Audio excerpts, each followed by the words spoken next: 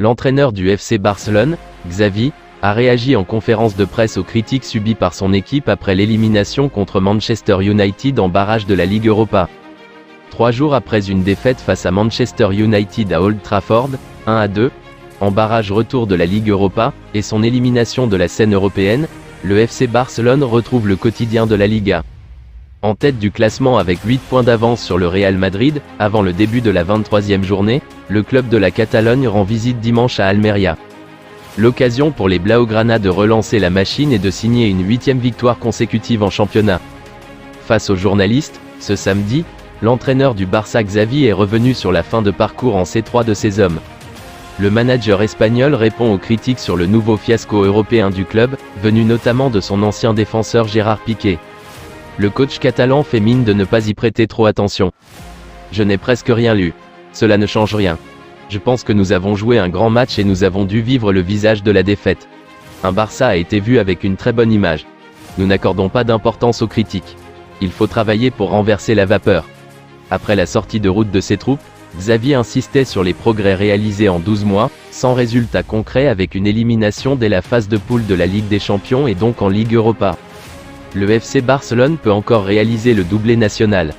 En bonne position pour succéder au Real Madrid au palmarès du championnat d'Espagne, les partenaires de Robert Lewandowski affronteront les merengues en demi-finale de la Coupe du Roi, dans une double confrontation qui se tiendra les 2 mars et 5 avril. Désireux de quitter l'Inter Milan cet été, le milieu croate Marcelo Brozovic, 30 ans, a été annoncé au FC Barcelone, où il pourrait être échangé avec Franck Kessié. Mais le Real Madrid serait également sur le coup, de même que Chelsea.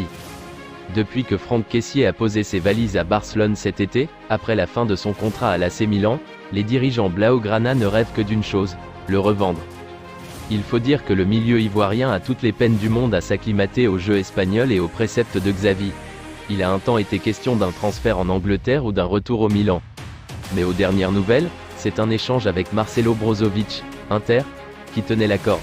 Seulement, il se pourrait que le Real Madrid vienne torpiller ce projet.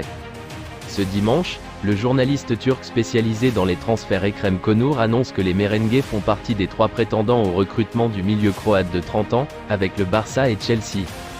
Pièce maîtresse des Nerazzurri les années précédentes, Brozovic joue peu cette saison, en raison de blessures à répétition mais également de divergences de vues avec son entraîneur, Simone Inzaghi. C'est sûr, il veut quitter l'Inter. Et il a désormais l'embarras du choix, ce qui n'arrange pas le FC Barcelone. Fort d'une série de 9 victoires consécutives toutes compétitions confondues, le Borussia Dortmund a fait savoir qu'il voulait désormais prolonger Jude Bellingham, pourtant convoité par les plus grands clubs de la planète et désireux d'aller voir ailleurs en juin. Hier à Hoffenheim, le Borussia Dortmund a signé son 9e succès de rang, toutes compétitions confondues. Depuis la reprise de la compétition en Allemagne, le 22 janvier, ils ont tout gagné. Cela leur a permis de passer de la 6e à la première place en Bundesliga, de prendre une option sur la qualification face à Chelsea, battu 1-0 dans la Ruhr, en Champions League et d'atteindre les quarts de finale de la Coupe. Cela leur a surtout donné des ailes. Car quelques jours après avoir rappelé que Jude Bellingham était sous contrat jusqu'en 2025 et qu'il voulait le conserver la saison prochaine, le responsable des joueurs sous contrat du BVB, Sebastian Kehl, a carrément annoncé qu'il voulait le prolonger. Oui, je vais essayer de le prolonger, a-t-il déclaré à la ZDF. Nous n'avons pas encore parlé avec Jude et sa famille. Il est relax et concentré sur le football. Une annonce forte qui devrait toutefois se heurter à une réalité. Bellingham a l'intention d'aller voir plus haut, au Real Madrid, à Liverpool, à Manchester City ou à Chelsea.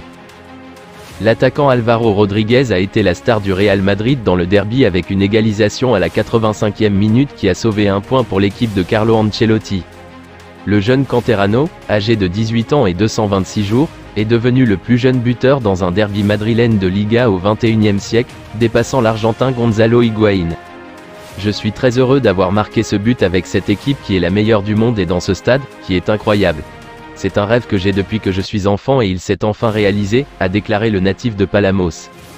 Nous travaillons très bien et nous devons continuer à ramer pour gagner la Liga, a-t-il ajouté après un match nul qui pourrait éloigner un peu plus le Real Madrid de la tête du classement, si le Barça venait à s'imposer ce soir face à Almeria. Le rendement que je donne, c'est grâce à mes coéquipiers qui me soutiennent toujours et la vérité est que j'ai été très bien accueilli. Je dois continuer à travailler pour réaliser de telles choses, a conclu Álvaro. Carlo Ancelotti, en conférence de presse, a lui aussi souligné les bonnes entrées du Canterano avec l'équipe première. Pour la saison prochaine, Alvaro va faire partie de l'équipe première, car il a des qualités que peu d'autres ont. Pour son âge, il a une taille importante, c'est un joueur puissant, il manie bien le ballon, il est redoutable de la tête. L'idée est de l'avoir dans l'équipe première la saison prochaine. En cette fin de saison, nous allons évaluer si nous aurons besoin de lui, je pense que oui. Ou au Castilla, je pense qu'il peut faire les deux. Nous allons bien gérer cela avec Raúl, a déclaré l'entraîneur du Real. Si vous avez aimé cette vidéo, merci de liker, partager, commenter et surtout vous abonner à la chaîne.